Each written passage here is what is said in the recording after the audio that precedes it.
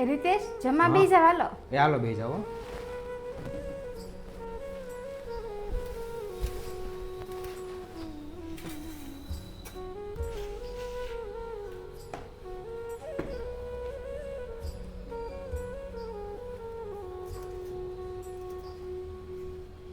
રીતેશ આજ તમે કેમ 3-4 રોટલી ઘારે લઈ લીધી? નકર તો તમે એક જ રોટલી લ્યો છો.